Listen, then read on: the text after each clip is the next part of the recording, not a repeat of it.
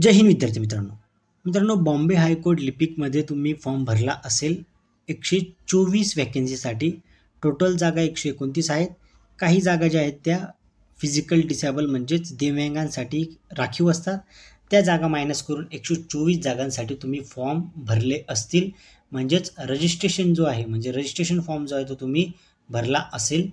आता त्याची जी शॉर्टलिस्ट आहे ती कधी लागेल, नंतर टायपिंग कशी होईल, नागपूर खंडपीठ क्लर्कचा जो रेफरन्स आहे तो मी इथे देणार आहे. जो रेफरन्स तुम्हाला 13/5/2024 मध्ये जे आहे त्यांची ॲडव्हर्टाईज निघाली होती आणि त्या ॲडव्हर्टाईजचा जो आहे तो परिणाम कसा झाला होता किंवा किती दिवसानंतर त्यांची शॉर्टलिस्ट लागली होती, टायपिंग कशी झाली होती, नंतर सिलेक्शन पाहिजे असेल तर ह्या व्हिडिओ तुम्हाला पूर्ण बघावा लागणार आहे, जेणेकरून तुम्हाला शॉर्टलिस्ट नंतर किती वेळ मिळेल स्क्रीनिंग टेस्टसाठी हे तुम्हाला समजण्यास थोडं मदत होईल.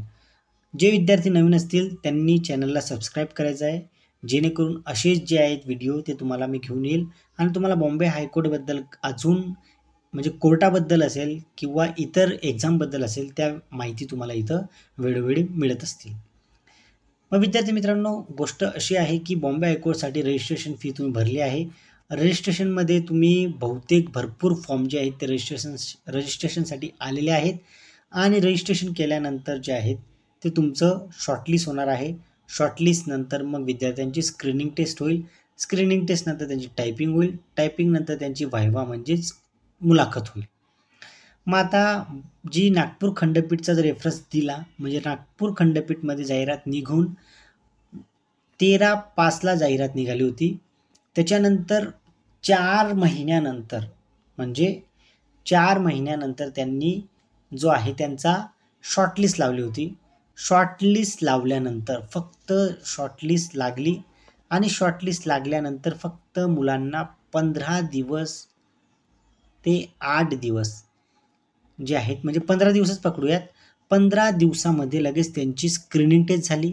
स्क्रीनिंग टेस्टचा लगेच रिझल्ट लागला. लगेच त्यांची टायपिंग झाली. लगेच त्यांना वायवाला बोलवलं गेलं आणि त्यांना लगेच त्यांची जो फायनल जी त्यांची लिस्ट आहे ती पब्लिश झाली आणि ती पब्लिशवर मी तुम्हाला व्हिडिओ बनवला आहे की किती मुली ज्या आहेत त्या तिथे लागलेल्या आहेत. ते संपूर्ण व्हिडिओ आपल्या यूट्यूब चॅनलवर आहे. तुम्ही जर तो पाहिला नसेल तर तुम्ही तो गो थ्रू करू शकतात. मग आता विद्यार्थ्यांना तुम्ही जो फॉर्म भरला आहे त्याच्या जर आपण त्याचा जर आपण संभाव्य जर आपण शॉर्टलिस्ट कधी लागेल, शॉर्टलिस्ट लागल्यावर तुमच्याकडे हार्डली म्हणजे मिनिमम 8 दिवस मॅक्झिमम 15 दिवस इतकेच दिवस तुमच्याकडे शिल्लक असतील शॉर्टलिस्ट लागल्यानंतर. पण शॉर्टलिस्ट नेमकी कधी लागेल? शॉर्टलिस्ट लागल्यानंतर फक्त हे इतकेच दिवस तुमच्याकडे शिल्लक असतील हे तर सत्य आहे, हे तुम्ही नाकारू शकत नाही. इतकेच दिवस तुम्हाला मिळतील, लगेच तुमची जी आहे स्क्रीनिंग टेस्ट होईल.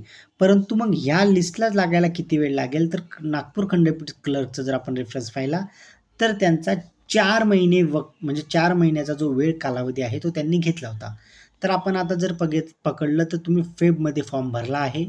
जर फेब पकडला तर मार्च जो आहे तो तुमचा जाऊ शकतो, एप्रिल जाऊ शकतो, मे जाऊ शकतो, मग जून आला म्हणजे मे जूनमध्ये तुमचे शॉर्टलिस्ट येण्याचे जे आहेत ते संभाव्य चान्सेस असू शकतात.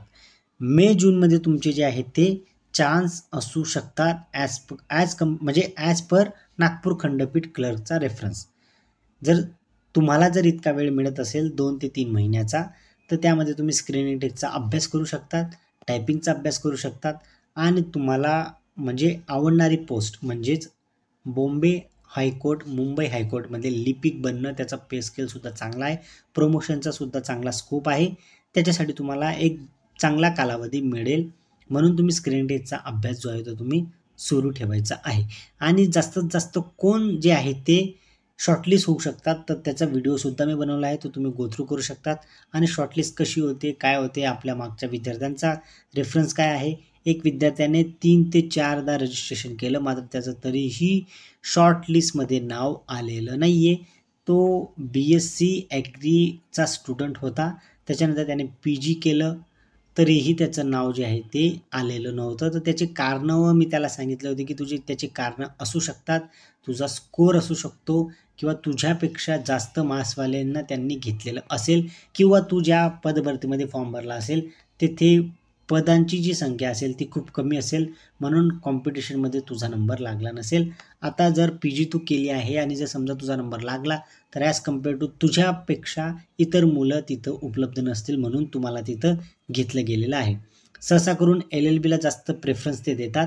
LLB असेल तुमचं, नंतर ग्रॅज्युएशन प्लस PG असेल तर याला ते जास्त प्रेफरन्स देतात. आणि स्कोरला ते निग्लेक्ट करत नाही. तुम्हाला जर वाटत असेल की स्कोरला निग्लेक्ट करतात तर स्कोरला ते निग्लेक्ट करत नाही.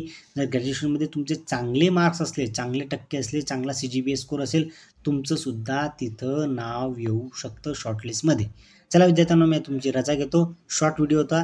तुम्हाला किती कालावधी मिळेल, कसा मिळेल, नागपूर खंडपीठचा जो रेफरन्स आहे तो मी तुम्हाला दिला आहे. आणि आता मी तुमची रजा घेतो. जय हिंद.